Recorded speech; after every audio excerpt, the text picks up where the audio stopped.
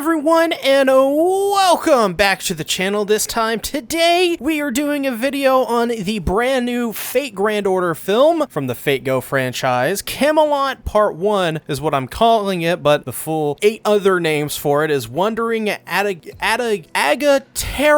I don't know what that word means, why it was used, what significance it has, or the definition, but it's ridiculous and it shouldn't be there, but yes, it is. This is of course by Signal MD, so they're working with Production IG with this. There was some excitement surrounding this after Babylonia, I think, because Babylonia was a pretty good adaptation from what I understand, but as well, just for anybody wandering off the streets who's never played the mobile game, I've never played the mobile game, it was very good. So going into this film, I was extremely bored and disappointed. So the story surrounds Fujimaru and Mash, as I always do, and they tackle the 6th singularity. This anime features characters, fan favorites like Bedivere, Mordred, Ozymandias, Arturia Pendragon or Saber, and even Nitocris. But as you can tell, I am very disappointed in this anime, and why is that? Well, we're about to jump right into that, but I will say first off, don't go into this film expecting anything to be as good as Babylonia. This film, in my opinion,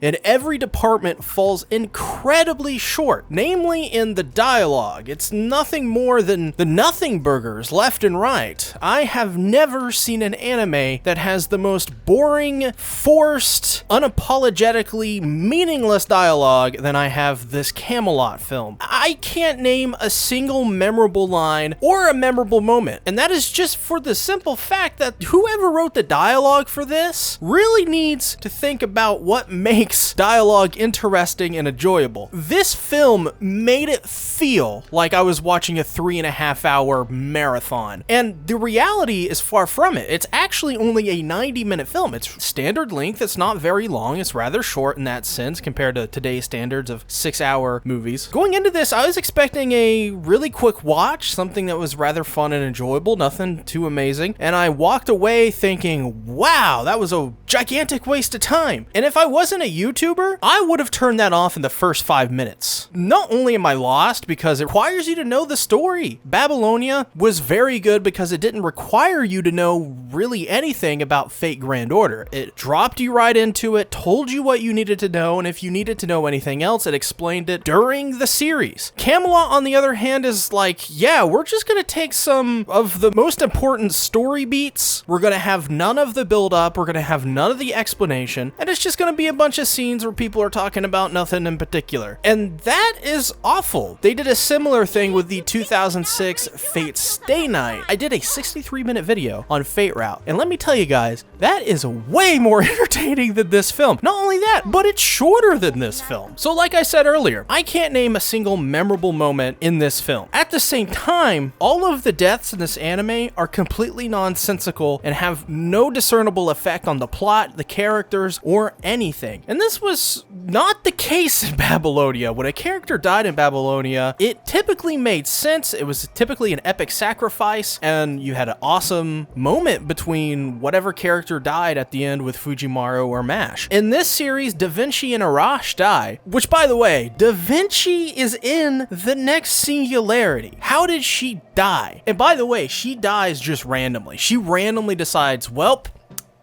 time for me to die. It was random and it just happened and nobody cared afterwards. And the same goes for Arash. He dies at the end of the film. He fires his arrow, Stella, into the thing. I don't know what the thing is, but it's like a giant tendril spear thing.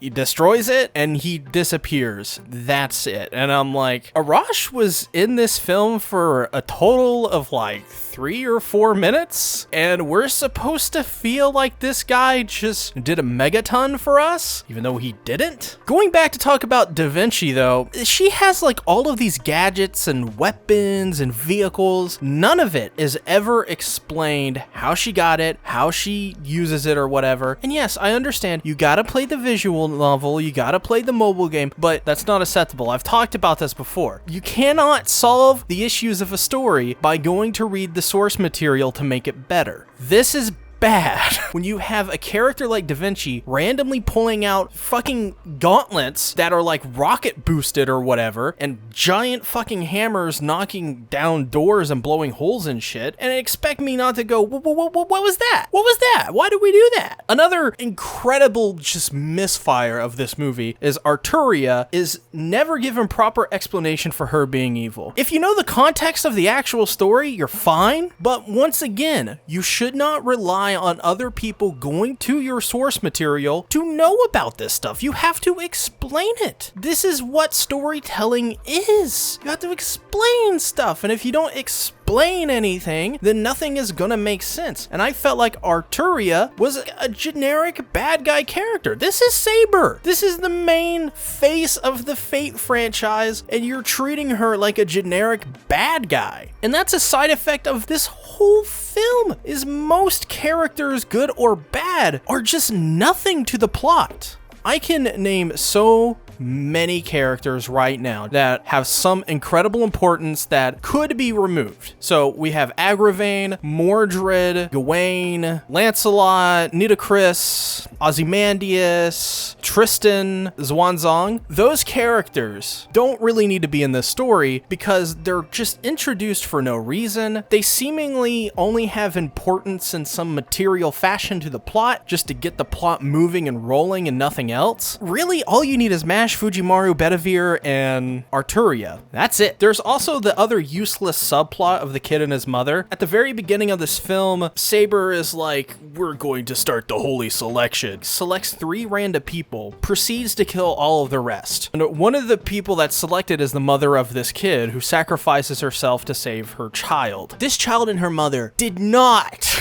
need to be in this film. She absolutely served no purpose other than to have some sort of fake emotional resonance with the plot. And the kid, the only thing that he has to the plot is a map in the jewel where you shine the light and projects a map. That's it. Otherwise, he's a waste of time. And every single time they interact with this kid in this film, I'm like, you could have cut this out and just have the girl give them like, ugh, I'm dying, but here is my jewel. You may take it. It's a map. So much smoother, so much easier for the viewer to digest. And don't even get me started on the fights either. The fights and the animation in this series, I mean, it's good animation, but the fights and the pacing of it, what they do in it, I'm like, man, I've seen this a million times before in other Fate stuff. Like, Babylonia did all of this stuff, but way better. None of this is really interesting. I didn't need to see any of this. There's no epic fights in this. I mean, they have epic scale, but they're by no means epic. It's really just generic, meaningless fights to me that have no resonance because there's no good build up to these fights. There's no stakes in any of these fights, which is something Fate is always typically good at doing. This to me looks, walks, and talks like Fate, but it just isn't Fate. It's not even as good as any of the mediocre Grand Order stuff. First Order is better than this, and I think First Order is an extremely mediocre anime. This is even more mediocre than that. That is the worst crime I think this film commits. It's not a bad film. It's not something you're gonna go into and be like, this is just